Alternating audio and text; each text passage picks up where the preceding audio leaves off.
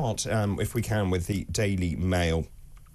This is this shocking story I was talking about this morning. Carnage at Christmas market. Duncan and I were talking about this. This isn't the first time this has happened. A car ploughed into a Christmas market last night in a suspected terror attack. I've had lots of messages saying this is a Muslim doctor, we believe, who drove into this crowd and that I need to condemn it as a terrorist atrocity. I don't know, and that's why I haven't done that, by the way. I'm not pussyfooting around. I'm actually dealing in facts.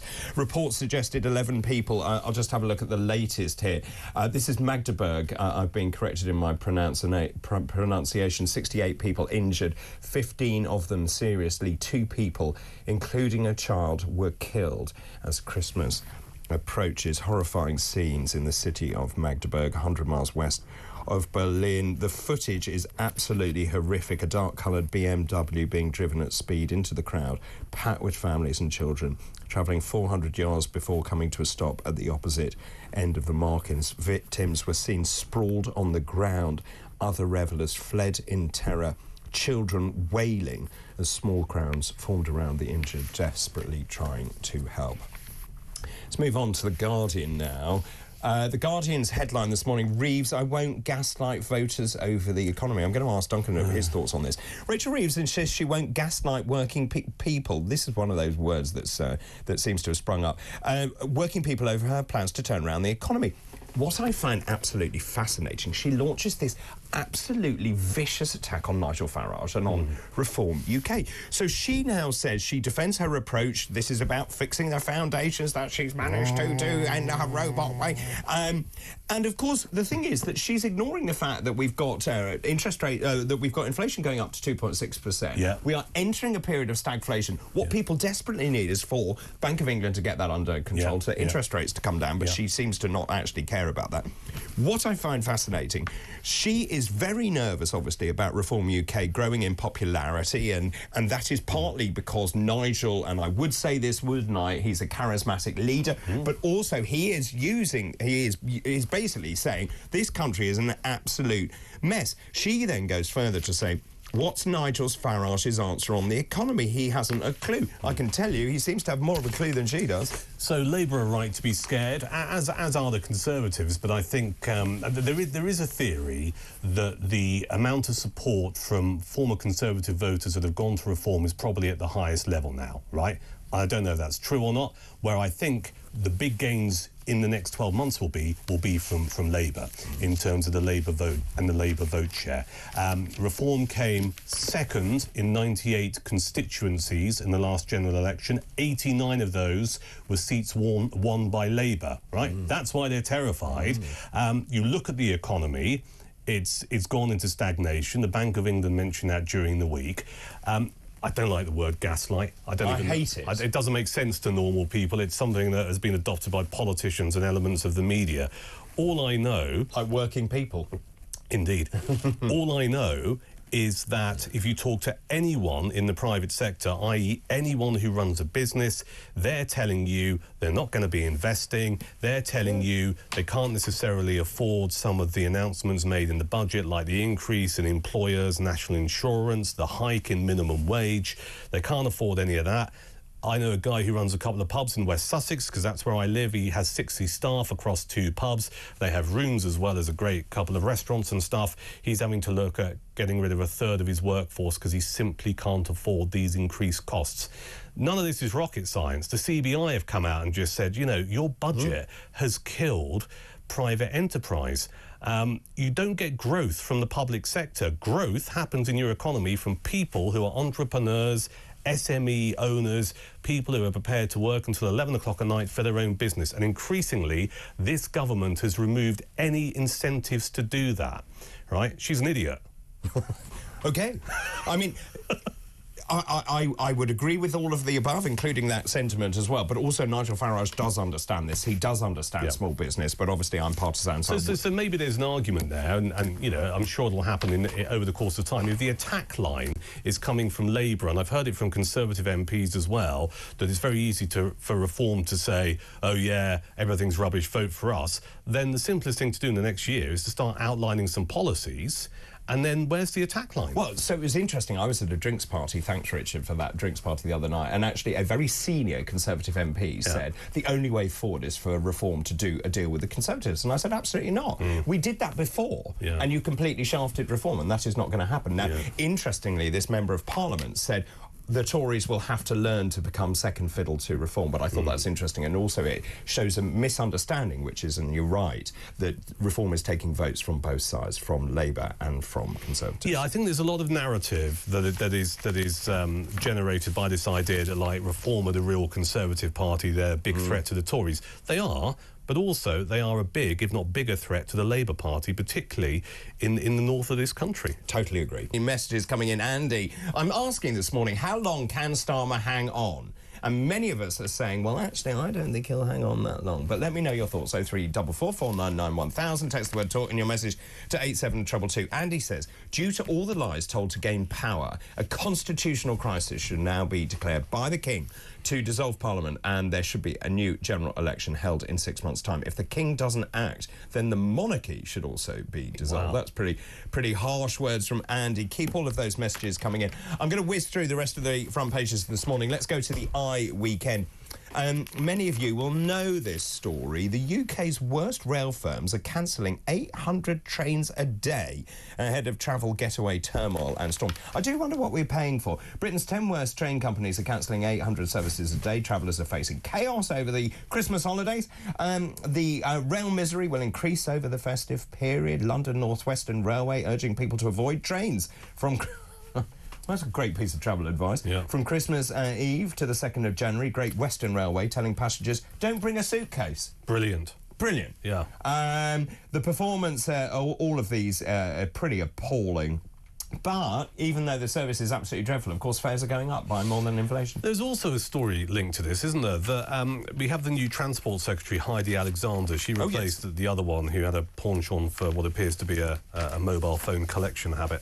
And what was quite interesting is she was talking about the fact that since they bumped up the pay of some train drivers, they won't work extra shifts at the weekend. So consequently, services are being cancelled. I mean, in what world do you go into a situation where you say to train drivers, well, here, you want some more money, here's some money, and you don't kind of extract some kind of concession or guarantee that... So Victorian working practices still exist. You know, the whole thing is absolutely ridiculous. It's just like, if they want more money, give them more money, but also it's just like, you can have some more money, but you're going to have at least do an extra 2 shifts a month or whatever in order to keep the services running. I mean, it's preposterous. You should run the railways. The front page of the Daily Telegraph, we spoke about this, the IVF pioneers, secret sperm donors and families torn apart. If you are just joining us, an incredible story about two people who independently went off and did an ancestry thing, ancestry.com, found out they were related. They were both IVF babies. Turns out they came from the same clinic, and the sperm came from the pathologist, it appears, at that hospital. The Times front page. This is an extraordinary story and actually a sign of the times. The boom in weight loss jabs. 500,000 people in the UK are now taking weight loss injections bought online. As private pharmacies cash in on the absurdly slow NHS introduction of the drugs. I mean, this shows just the number of people who are overweight, but 95% of people taking the drugs buy them online. Demand is fueled by a proliferation of thousands of illegal social media adverts. The Times has found 53 online pharmacies selling GLP-1 medications. This costs about £150 to £200 a month. Thousands of severely obese patients resorting to the weight loss drugs, buying them privately, because, of course, the NHS says it will cap those at 220,000. But, I mean, what a sad indictment of our country. There's a couple of things there. I mean, first off, why would you buy something off the internet that you don't actually know where it's come from and how genuine it is? You have no idea what's in it. And you don't know what's in it, and you're injecting it into your body. I mean, you've got to be a little bit moronic to do that. Secondly, look, I get it that there are people who are extremely overweight. There are people who are obese. I'm overweight. I've lost a couple of stone in the last year and a half, predominantly because tail end of last year I had to have a hip replacement and I had to lose some weight. All right, and I did that by changing my diet. I couldn't do a great deal of exercise because it hurt, but I did some exercise, bike stuff, because you know it's minimal impact. I want to lose a bit more weight. Right, we now live in a culture where everybody wants convenience and a quick fix. She's like, oh, just get this drug. I'll get it off the internet. 100%. Right? You want to lose some weight, change your diet, and do some exercise. You don't have to join a gym. You can walk. Yeah. You know, stop eating the fast food and the donuts. Cook. And you will cook healthily, which you can do relatively cheaply, and you will see a change in your weight. None of this is rocket science, and I hate how I sound, because I know I sound like I'm preaching, but I've done it, right? And I love my grub. How difficult was that?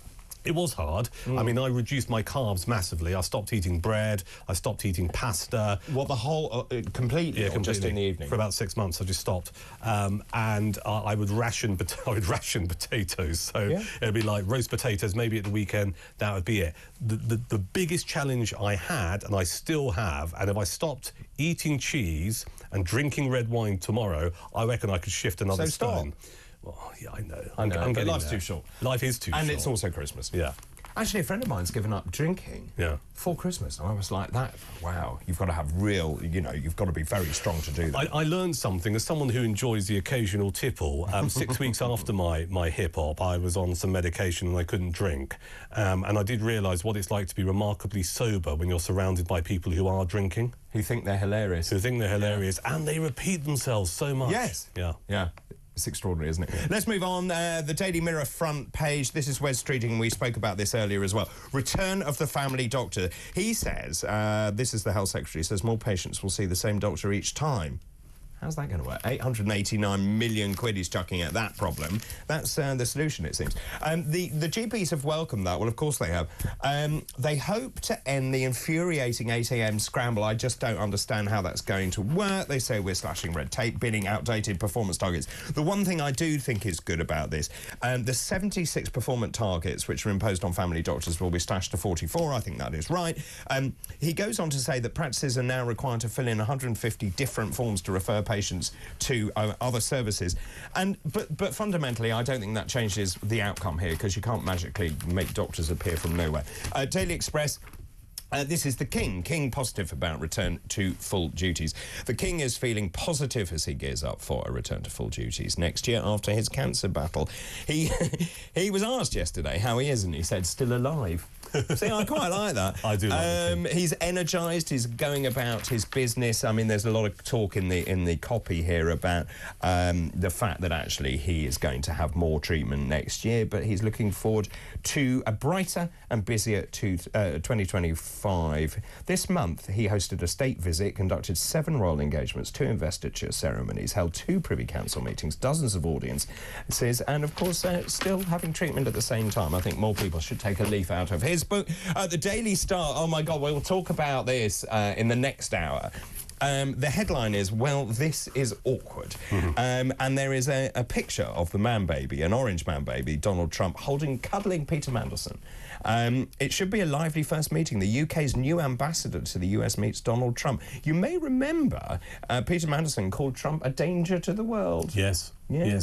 Well, it's interesting, isn't it, how previous comments made by Labour politicians when they were in opposition are coming back to haunt them. Yeah. This is another priceless thing, and of course Keir Starmer thinks this is a brilliant appointment that he's put Peter Mandelson in here, and a Trump aide said Lord Mandelson was an absolute moron. Great word. It's a great word, not used enough. It's a great word, and it summarises the situation rather brilliantly and pithily, I think, this morning. Let's look at the front page of The Sun. This is Prince Andrew. Andy's feeling rough, spelled R-U-F-F. Apparently Prince Andrew is sulking. He's dejected by his fall from grace, and he's even stopped walking the Queen's corgis. Oh, poor corgis. Yes. Yeah. So apparently the flunkies have to take, and that's a great word as well. I like flunky. Yeah. Flunkies have to take the pets out to the grounds at Windsor instead. And of course he's been snubbed. This is about their deals, this alleged spy that he's been hanging out with.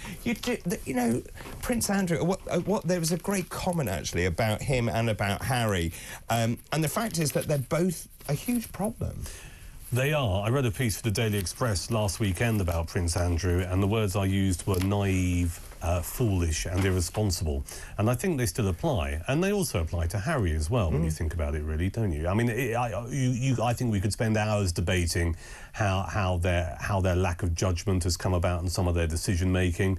I don't have a great deal of sympathy for Prince Andrew. In fact, I don't think he'll be here in a year's time. I think he'll be in a Gulf nation trying to earn some money. Do you? Yeah. And I've just found what they called him. Him and Harry are known as by the insiders in the palace as the Dukes of Hazzard. Which I think is rather brilliant. I have visions of them jumping into one of those orange cars. You have to be a certain age to know what we're talking about. So the question I'm asking this morning, Keir Starmer, how long has he got? How long can he hang on, do you think?